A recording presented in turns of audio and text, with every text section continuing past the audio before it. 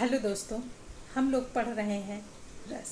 रस में हमने पिछले सेशन में देखा था रस की परिभाषा, रस के अंग और स्थायी भावों का अध्ययन किया था। तो उसमें हमने पहला स्थायी भाव देखा था, जिसमें 4 अंग बताए गए थे: स्थायी भाव, विभाव, अनुभाव और संचारी भाव। तो पिछले सेशन में हमने स्थायी भाव का अध्ययन किया था। आज हम देखते हैं विभाव के भेद। विभाव के 2 भेद बताए गए हैं: आलंबन और उद्दीपन। आलंबन, जिसका सहारा या आलंबन पाकर स्थायी भाव जागृत हो, उसे आलंबन विभाव कहते हैं। जैसे नायक नायिका एक दूसरे को देखकर जो उनके अंदर भाव उत्पन्न होता है, जागृत होता है, उसे हम आलंबन भाव कहते हैं। उसी तरह देखते हैं आगे उद्दीपन। उद्दीपन में क्या होता है? स्थायी भाव को उद्दीप्त यानी बढ़ाने वाला भाव उद्दीपन कहलाता है। जैसे नायक नायिका का सौंदर्य, जिस प्रकार से एक नायक नायिका के सौंदर्य को देख करके उसके अंदर भाव उत्पन्न होता है, वो आकर्षित होता है, वो उद्दीप्त होता है, उसी भाव को हम उद्दीपन भाव कहते हैं। जो भाव मन में किसी को देखकर स्थायी भाव के रूप में उत्पन्न हो जाए, उसे हम उद्दीपन भाव कहते हैं। तीसरा हम देख लेते हैं अनुभाव।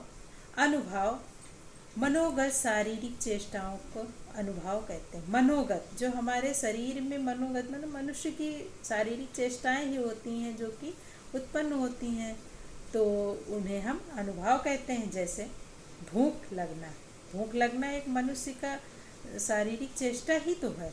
पसीना आना, सीटी बजाना, पसीना आना, भूख लगना, जब समय भूख लगती है तो भूख लगना है।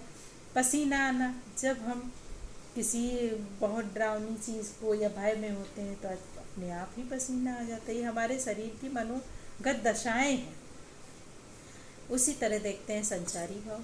संचारी भाव, जो भाव अल्पकाल तक रहते उसे संचारी भाव। जैसे कोई मनुष्य होता है, उसको गुस्सा थोड़ी देर के लिए आता है और वो भाव थोड़ी देर के लिए रुकता है, फिर उसके बाद खत्म हो जाता है। जो अल्पकाल के लिए हो, मतलब बहुत कम समय के लिए, क्षणिक मात्र हो, उसे हम संचारी भाव कहते हैं।